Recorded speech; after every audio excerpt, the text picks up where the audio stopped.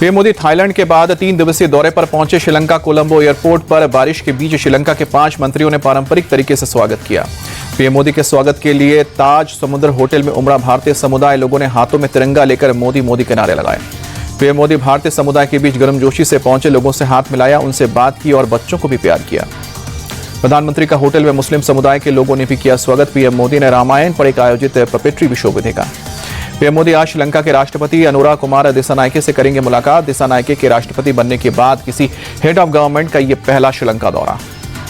श्रीलंका आने से पहले थाईलैंड में पीएम मोदी और बांग्लादेश के मुख्य सलाहकार मोहम्मद यूनुस ने की मुलाकात। बांग्लादेशी हिंदुओं पर अत्याचार का मुद्दा उठाया। पीएम मोदी ने मोहम्मद यूनुस को दिया सख्त संदेश, कहा कि बांग्लादेश में हिंदुओं सहित सभी अल्पसंख्यकों की सुरक्षा आपकी जिम्मेदारी और इसे आपको निभाना चाहिए। पीएम मोदी ने बांग्लादेश के हालात पर चिंता जताते हुए मोहम्मद यूनुस को दी हिदायत, बांग्लादेश को लेकर माहौल खराब करने वाली किसी भी बयानबाजी से बचना चाहिए। मोहम्मद यूनुस ने भी पीएम मोदी के सामने बांग्लादेश की पूर्व पीएम शेख हसीना के प्रत्यर्पण का मुद्दा उठाया। तख्तापलट के बाद से शेख हसीना ने भारत में ले रखी है शरण। पीएम मोदी ने बैंकॉक में भूटान के पीएम से मुलाकात की। दोनों नेताओं के बीच द्विपक्षीय मुद्दों पर बातचीत हुई है। बिम्स्टेक सम्मेलन के दौरान नेपाली प्रधानमंत्री केपी शर्मा ओली से मिले पीएम मोदी, कहा कि सकारात्मक रही बातचीत। वक्फ संशोधन बिल पर all India Muslim personal law board ने राष्ट्रपति द्रौपदी मुर्मू से मिलने का वक्त मांगा। पत्र लिखकर बिल पर मुस्लिम समुदाय की चिंता जाहिर की। वक्फ संशोधन बिल के खिलाफ सुप्रीम कोर्ट पहुंचा असदुद्दीन ओवैसी, कहा कि मुसलमानों को टारगेट कर रही है सरकार। बिल के विरोध में कांग्रेस सांसद मोहम्मद जावेद ने भी दी है याचिका। असदुद्दीन ओवैसी ने बिल को बताया संवैधानिक, कहा कि यह मुसलमानों के मौलिक अधिकार का उल्लंघन है। कानून आने से कई मस्जिद वक्फ से हट जाएंगी। कांग्रेस के सांसद मोहम्मद जावेद बोले कि बिल लाकर मुसलमानों के अधिकार छीन रही है सरकार। उम्मीद है कि सुप्रीम कोर्ट बिल को जल्द खारिज करेगा। कांग्रेस के सांसद इमरान मसूद ने कहा कि सुप्रीम कोर्ट संविधान का रक्षक, ये मुसलमानों की नहीं संविधान बचाने की लड़ाई।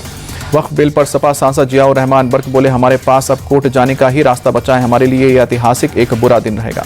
सपा के सांसद रामगोपाल यादव ने वक्फ संशोधन बिल को असंवैधानिक बताया, कहा कि इस विधेयक पर कोर्ट जाना चाहिए। वक्फ संशोधन विधेयक पर उत्तर प्रदेश कांग्रेस अध्यक्ष अजय राय बोले, ये जल्दबाजी में लाया गया बिल है। अजय राय ने निशाना साधते हुए कहा कि लोगों को भ्रमित करने और अपनी नाकामियों को छिपाने के लिए बिल लाया गया है। बोले कि ये महंगाई, भ्रष्टाचार, बेरोजगारी पर बात नहीं करते।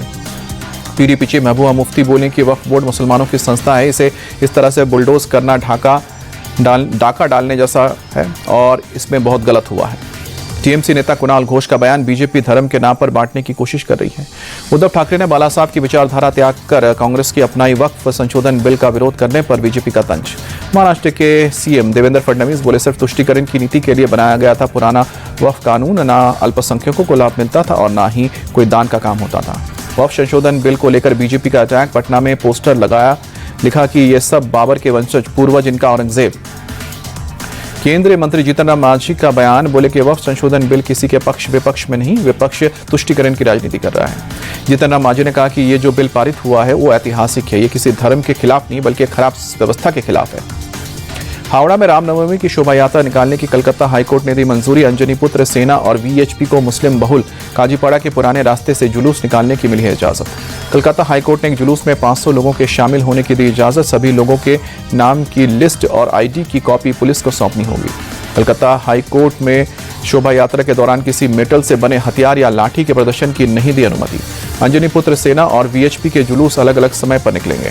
वीएचपी की नेता रितु सिंह ने कलकत्ता हाईकोर्ट के आदेश को अपनी जीत बताई, कहा कि कोर्ट के आदेश के मुताबिक ही निकाली जाएगी शोभा यात्रा। टीएमसी नेता कुणाल घोष ने कहा कि हाईकोर्ट ने पुलिस के रुख पर लगाई है मुहर। अगर वीएचपी पहले ही पुलिस की बात मान लेती तो हाईकोर्ट जाने की जरूरत नहीं पड़ती।